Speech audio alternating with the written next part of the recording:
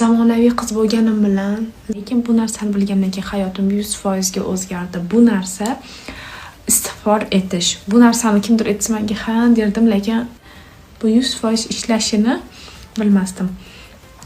Bu narsani menga bir ozgina vaqt oldin bitta tanishim o'rgatdilar va bu 100% men hayotimni o'zgartirib oldi. Hayotda istig'for etmagan, qo'limga tasbih olmagan qiz har kuni tasbih ko'tarib yurishga, ko'chada uyalsam ham uyda polniy istig'for etib yurishga odatlandim.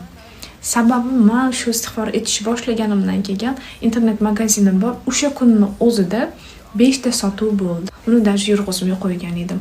Bu istig'for ya malikul mulk. Har kuni shu so'zni kun davomida takrorlaysiz.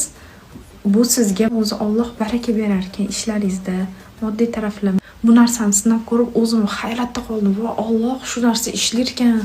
Nechuncha odamlar bilmaydi deb men bu narsani sizlar bilan bo'lishmoqchiman. Ikkinchisi bo'lsa bu astagfirulloh va atubu illah so'zini qayta aytib yurish ekan. Bu narsa rostdanmi yo'qmi bilmayman, lekin men shuni sinab olman va 100% o'zgaryapti-da.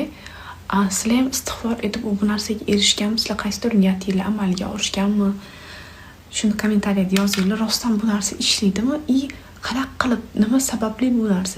Ichimizda xohlaganimiz uchun bu amalga osharmikan? Nima deb o'ylaysizlar?